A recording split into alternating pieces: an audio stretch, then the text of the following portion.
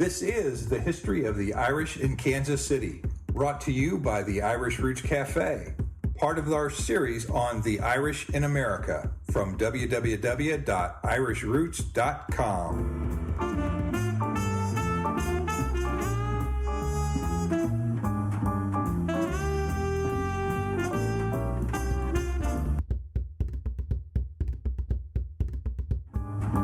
I'm Michael Laughlin, your host. You can reach me with your comments by emailing mike@irishroots.com or by mailing to Box 7575, Kansas City, Missouri, 64116, the old-fashioned way. Phone in your comments to me at 816-256-3360. Please do call in and leave your message. We always look for comments, and you might be able to help us out with a little audio message of your own, letting people know what some of the history in Kansas City is, and for that matter in the Midwest as we expand our episodes. We've gathered together a group of scholars, authors, and everyday Irish to paint you the picture of the history of the Irish in Kansas City.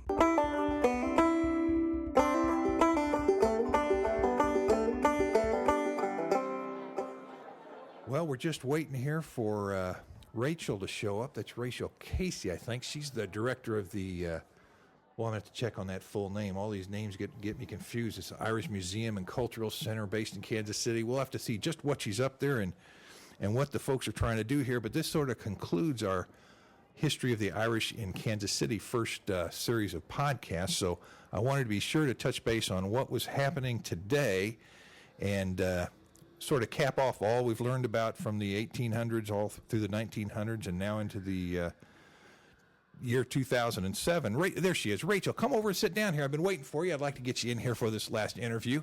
Now, you can go ahead and have, is that a Coke or a cup of coffee? What are you reaching for there? That would be my Diet Pepsi, thank you. Oh, okay. Well, it's a good choice, It's got the right amount of carbonation for you, I think. I was just explaining to folks here that this sort of caps off our first series of podcasts on the history of the Irish in Kansas City, and we needed to update it with what was going on with perhaps the newest group of interest in Kansas City and the Irish. And I thought you'd be the perfect one to talk to, which is why I asked you in. Could you tell us what you're up to, and when did this all start? Well, the Irish Museum and Cultural Center has been a nonprofit organization for several years, but in the last year or so, things really came together. So we were able to open this space in Union Station in Kansas City on St. Patrick's Day in 2007. Now, you had, before you had this larger space, you had a smaller space, didn't you? We did. We had about 500 square feet, which basically served as a space for some bookcases and a couple desks and a couple computers for people to come in and do some online genealogy lookups and refer to items in the small library. Well, right, and that you did that for a while, and now you moved to the big one. What are the plans for the big room? I seem to recall you had some nice displays set up and the beginnings of a museum collection from the community. What are your direct plans there? Well, we have about 3,600 square feet to use in for many different purposes. We have built-in cases that will be used for permanent and rotating exhibits on the history of the Irish, and then particularly the Irish and what they developed in the Midwest and Kansas City. And this summer, we're developing a comprehensive exhibit on Nellie Dawn, so we invite anyone who's heard a little bit about her and this woman of Irish heritage who built a dress manufacturing company in Kansas City to come in and see and hear more about that. But we're really excited, in addition to that, and other exhibits about programming that we'll have coming up that provides the cultural aspect of the cultural center. It will include Gaelic language lessons. Every third Sunday afternoon, we host a group of traditional musicians who come in and just have a jam session, so that's free to anyone. Now, what instruments do they usually carry with them? Well, it depends who happens to be in, and that's part of the beauty of an informal jam session, but there's certainly what you think of, the tin whistle and guitar and fiddle and banjo and mandolin and... Brawn? Yes, absolutely. Right. Ooh, good. That sounds like fun. Do other people come in just to see what's going on, or? Other people do, and it's wonderful because we keep the doors open and the music drifts out, and people poke their head around the corner, and it you just are compelled to come in and pull up a seat or to browse around while you're feeling that beat in the background. Well, do you have any other specific events that you think you're going to work with to get the community involved with the center? We have a lot of plans that are in development, a lot that we're kind of working to nail down. But for instance, we host the Kansas City School of Irish Music, which provides tin whistle and fiddle lessons. And I know Turlock is working always toward offering more along those lines. So that's something that we host. Anyone is invited to come in and be a part of those lessons. Good. As I mentioned, the Gaeilge lessons. What about you got any plans for a speakers bureau? People always, especially around St. Patrick's Day, they always want to know about Irish history. We do. In fact, the minute we opened, I started getting calls for people wanting to plan next March. Right. And in May, toward the end of the school year, there are diversity days. There are schools planning all kinds of different programs. So, yeah, that's something that's on the list and needs to be in the works, as well as all kinds of outreach programs and programs to go into the schools. There's a woman I've talked with who tells a history of Ireland all through music and the own instruments and songs that she performs.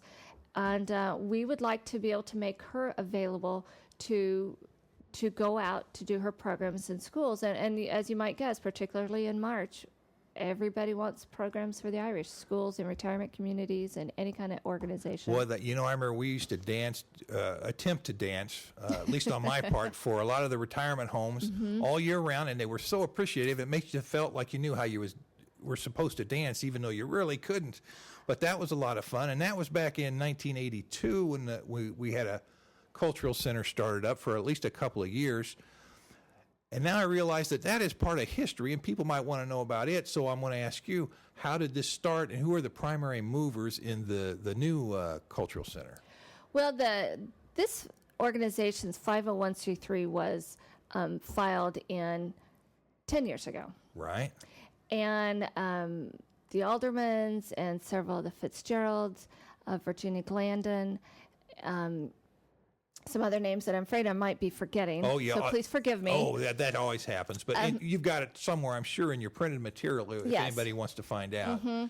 And, they had this vision that they wanted to make sure there was a place that would be the physical place to capture the history, to make sure it's captured, and then to share it back out for the next generations. And I know that's been a part of the whole Irish culture forever, is to capture the stories and share them with the next generations. Well, here, we knew that part of the critical piece of that was to have a place to do that. And also a place that we could continue to provide the programs and to be a repository for the history. So when people come across their grandmother's trunk, are cleaning out their attic, and have these items that they know is part of their own family history but may not be needed in their own family right now, that we almost probably always would be quite happy to take that and to make it available either in exhibits immediately or for research in the future. Well, I think that's important, a real important thing, and you're going to have to get the cooperation of all the other groups, Irish-oriented groups in town. That's a very important thing. What's your philosophy with that? What's your role with the other groups in town? I'm happy to say my experience is that we're all friends, and we all have a role to play. We have our kind of piece of the whole Irish cultural heritage fabric of the Kansas City community. And we have a role to play. The Fest, the Parade, the Hibernians, the Fringe, all the organizations kind of have their specialty area. And we can complement each other very, very well. And from my perspective and my experience, that's exactly what we're doing. Well, you're doing a good job. And here I needed a place to interview somebody the other day, and you were kind enough to let me come down to the center down there and interview Bob Worley, who's doing another part on this podcast series. So you're sort of helping me start it out with Bob Worley and finish it up with you. Well, and that's what I'm starting to see, that some of the other organizations, for instance, the Bleak Collector Society called the other day, wanted to have a meeting, wanted to have a place. And I said, yes, please come down, and then you might consider offering some of your pieces on loan for our cases. Right. That's that's the way to do it. That's the Irish way. That's right. We're all friends here. Let's help each other out. Any other, have there been any, let me see, I remember when we started the center back in 82, we had, the Hibernian started up a newspaper right next door. And of course, the newspapers are the most controversial part of the Irish community because that's where everybody comes together. And Kansas City has one surviving newspaper. They've gone through several. Irish Life, now we got the Irish Focus. So they can play a role in really supporting your operation and help coordinate with all the other organizations in the city. We'd love to see that, and I share the information, and would love to see that help be a vehicle where we share the information, where we provide an avenue for communicating, and something that maybe perhaps we can work together on putting notices out that we're, for instance, looking for someone to provide a certain program. That's right. Oh yeah, it goes hand in hand. Mm-hmm. And of course, you have to have a presence on the web, but you almost have to have a separate person to handle the web and one person to handle local events. And there's just one of you right now. There is one of me, and I'm the staff. We have a really positive board of directors, but I'm always looking for volunteers, and we're always looking for volunteers to be here to greet people, to help people do online genealogy lookups. Well, you can always find a bunch of generals in a room, but it's hard to find a foot soldier to go out and do the work. That's a fact. But it looks like it's starting to come together here, and I think you got the nucleus of what's sure going to work. Now, I see you got the last name of Casey. That sounds like it's Irish. Any other Irish connections you got in your lineage? Well, I found out that since I had access to some of the genealogy resources that my mother's maiden name is Clary. I knew that, but I finally found its connection back to Ireland, way back to John Clary coming to Virginia in 1690. Oh, way back. So I found out finally that I was legitimate, and that you're part of the old landed Irish then. Right. Well, I have a feeling he was an indentured servant, but I understand. Most of the Irish came over in impoverished circumstances. That's for sure. Well, is there anything else coming up here shortly? What's your next project that's actually going to come to life? Do you know? Well, the Nellie Dawn exhibit will be in July, August, and through Irish Fest in September. Of 2007. Yes, in 2007. Other programs that I'm working on, we just need to finalize dates and details, are a whiskey tasting, which we will be treating as a real cultural event. Now, what do you have to do to get invited to that? Anyone can get invited. You'll just have to pay for it. But we'll be working with some local vendors on that, and have someone very knowledgeable come in and talk about the notes and the water and all the elements come together to make the classic Irish whiskeys and the differences. Have you thought about a Guinness tasting? Actually, a lovely woman who was just visiting us yesterday from Ireland said, you need to contact the Guinness Company, and they'll be right happy to provide you all kinds of items. Gosh, we can even have some black and tans up at O'Malley's in Weston. I've been up there the first time I had a black and tan was probably 30 years ago up in Weston. I can't remember now. It's been way back when. The one thing that I see every day is people stopping in. So it's fun to have a physical presence. People stopping in, looking around, saying, oh, and I have this I can bring in, or let me tell you about my family, or have you thought about this? And then they invariably say, this is wonderful, good luck to you. And I wonder, what areas have you seen people come from that express an interest? Or what area are you trying to cover? Just Kansas City or Missouri or the Midwest? What's your main focus? Well, we say regional history. which can mean whatever you need it to mean. Yeah, we're talking about Irish folks here, so we know that. It's the region. Well, in that there's, like we were talking, so many came in and settled in the Ozarks. Right. The Irish wilderness. The Irish wilderness, but yet you don't hear much about that now. So I think we have an opportunity and a responsibility to help tell that story. That's right. And I mentioned that you might have an archaeology project down there digging up the old dump where they dumped everything when they left. Wouldn't that be fascinating? That's right. And then we could have a whole exhibit on that. That would be remnants of Father Hogan's Irish wilderness settlement down in southeast Missouri. Southeast, That's right. And then, for instance, the Missouri 2nd Regiment Civil War reenactors have come in and said, "Oh, we'd like to do stuff with you. We're known as the Irish Regiment." Right. The firefighters have said, yes, we'd like to partner with you because, of course, so many of the firefighters in Kansas City were the Irish coming in and looking for the jobs and often had the hardest jobs. Well, I think there ought to be something for Irish authors and publishers and media. Have a night for them maybe and put out an award based on history. We talked a little bit about that. I think that'd be a fun thing. It's just one more thing to add to the list. Well, speaking of books, actually, there is one other thing I want to mention. We have a program lined up already for July 22nd that will be on the Book of Kells. A medieval professor from Rockhurst will be providing that. They have a replica of the Book of Kells at Rockhurst, and we're not sure yet if we'll be able to bring that over. But that's another example of the variety of programs. And, of course, we'll be doing some children's programming.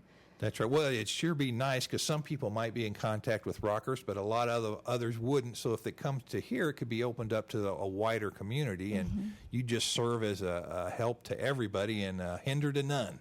Well, and that's so much of what we can offer of being a gathering point and then a point of sharing information back out into the community. Well, now, what's the best way? What are your hours, and what's the best way for somebody to get a hold of you? Maybe your hours and your email address? The email address is info, I-N-F-O, at irishmuseum.com. I'm sorry, .org, as a nonprofit, .org. Right. www.irishmuseum.org.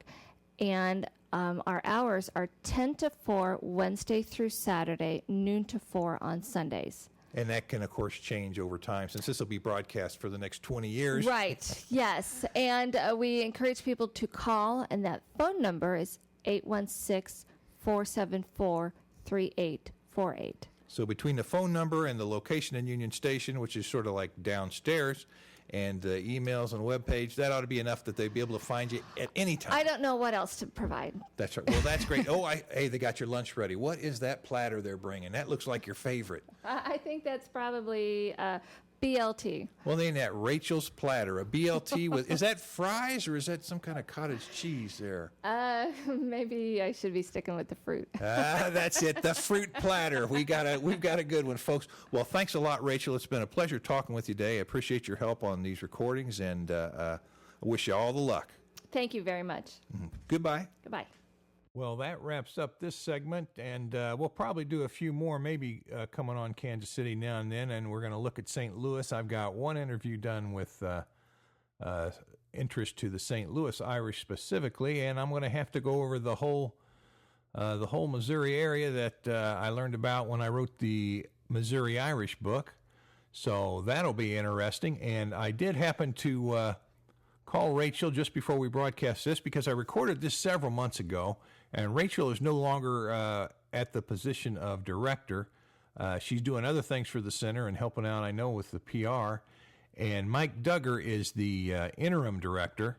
And you know how Irish things go. You never know who's going to end up where. But they're doing okay. And they say they have a new variety of programs coming up at the Irish Center in the last 2 weeks of February and right on through the first 2 weeks of March. And that's going to include an Irish trivia night on February 23rd. And you can get a whole table, a team of 6 up, and it costs you $75, and you can have bragging rights. See who can defeat each other on the Irish trivia night. That could be interesting.